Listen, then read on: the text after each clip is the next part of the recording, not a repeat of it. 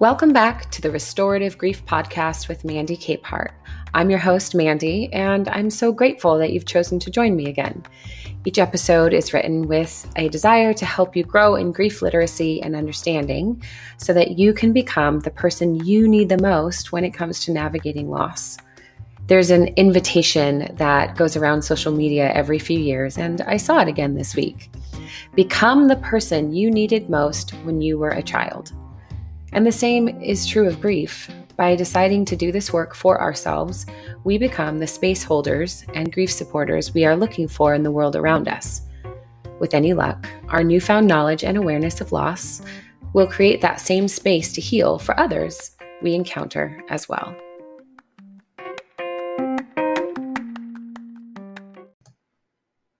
This week, we are going to learn about what it means to become aware of our tolerance levels. As humans, we need to notice when our tolerance is low and learn how to support ourselves through that lack until we feel ourselves increase in capacity again. This awareness is a lovely starting place because by cultivating it, we just might learn how to recognize ourselves again. I don't know about you, but when my tolerance is low, I feel like a wholly different person. And although we are always becoming a new version of our past selves, when grief enters the conversation, clarity often seems just out of reach. We need new ways to see ourselves and gain insight about where we are going and ultimately about how to choose where we truly want to go. So my favorite concept to start with is known as the window of tolerance. It was developed by Dan Siegel, a clinical professor of psychology. The window of tolerance is best described as a state of mind when we are most capable of functioning and thriving in everyday life. So any interruptions to our workflow, like phone calls with heavy news, or even a complete distraction from our plans, are easier for us to handle when our tolerance window is wide open. But what does wide open mean? When our window is wide open, it means we are feeling confident and capable of navigating and coping with those interruptions, stressors, or triggers. It means we feel aware of and able to access our own emotional responses. Our natural tendency in life is to fluctuate between a wide open window and one that is practically nailed shut. As a coach, I offer this concept to each of my clients first and foremost. When our window is narrow, interruptions can set our internal self-defense mechanisms to action. Essentially, we're just carrying too much on our back, and it takes just a small pebble to make us trip up. Our body takes over by design then to engage in a way that protects us in the moment with zero regard for long-term consequences. This is described as either hypoarousal, which just means you feel numb, zoned out, spacey, and distant, or it can manifest as hyperarousal, which looks like an influx of anxiety, anger, agitation, and overwhelm. I think the hardest thing to understand about our window of tolerance is that our responses during a narrow period are not in our control, which might lead you to ask why learning about our window of tolerance even matters if we can't control the way we respond. But we can control the way we respond by becoming aware of what's going on inside us. Because while our body is going to activate that internal defense system and send out our guardians no matter what, when we can recognize our tolerance level before we engage with other people or even ourselves, we can move with a decision by giving ourselves a little bit of grace, even when trauma gets involved. Because not all grief has trauma, but all trauma has grief. And if you are wading through something that hurts more than you expected, or perhaps for a longer duration than you anticipated, the window of tolerance language and concept can help you identify how you are responding to that trauma. This is a tool to help you offer yourself a little more grace as you grieve.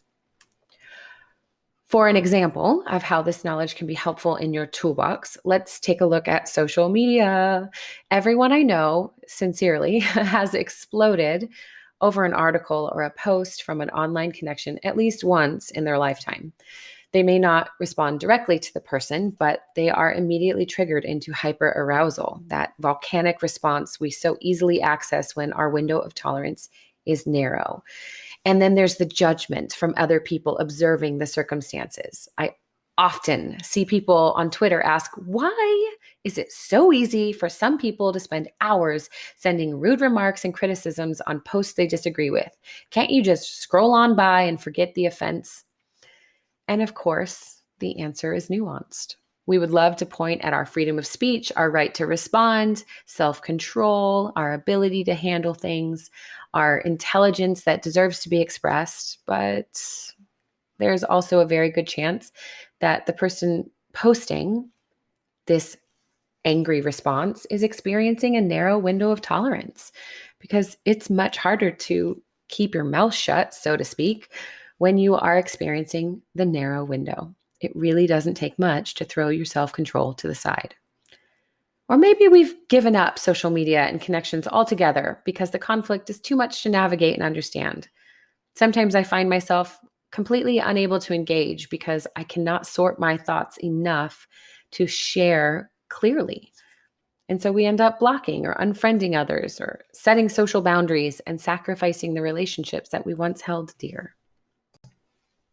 This disconnect can be a source of grief, which we will talk about more in future episodes. When the breaking of bread has turned into a breaking of relationship, nothing really makes sense. So in response to your losses and all the pressure in the aftermath, your internal systems are simply helping you survive. You might tuck away, throw the blinds, and sleep it off, which, by the way, is a morally neutral decision. It's not good or bad. It's not bad that you feel the need to remain in bed, nor is it bad that you cannot handle an intense conversation online over hot button topics. Perhaps you just can't help but pop off with a sarcastic comment, hoping to drive your perceived attackers away. Well, this too is morally neutral, as easy as it may seem to vilify such behavior. Your body is reacting in a way that protects your wounds.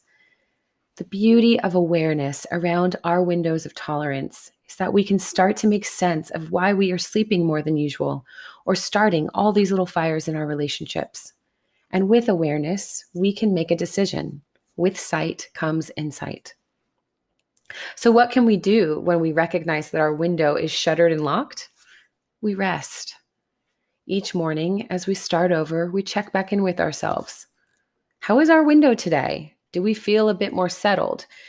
Could we see the window cracking a bit, or even pulling the shades and throwing some sunshine through the curtains?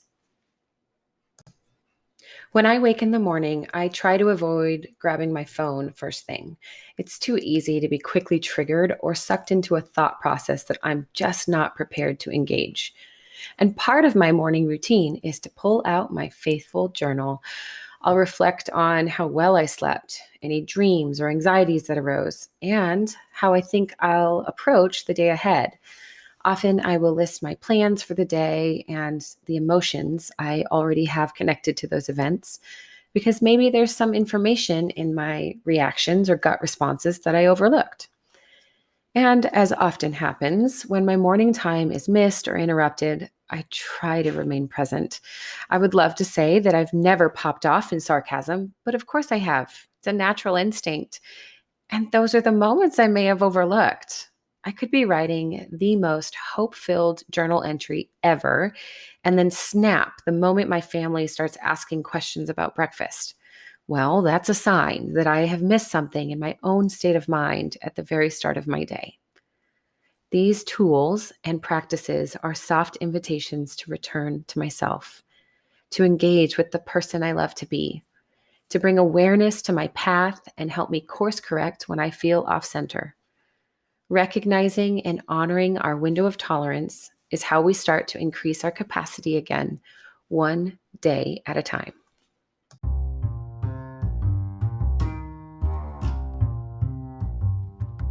Thank you for listening today. I hope you are feeling at least 1% more hopeful and settled in your story than when you first hit play. And if that's the case, would you consider leaving a review wherever you listen to your podcasts? Your feedback means so much to me and helps me get the word out about this work and our grief community. And I want to say thank you to every one of you who has shared, promoted, or spoken with a friend about restorative grief. With each conversation, we are bringing more grief literacy and healing into the world. Until next time.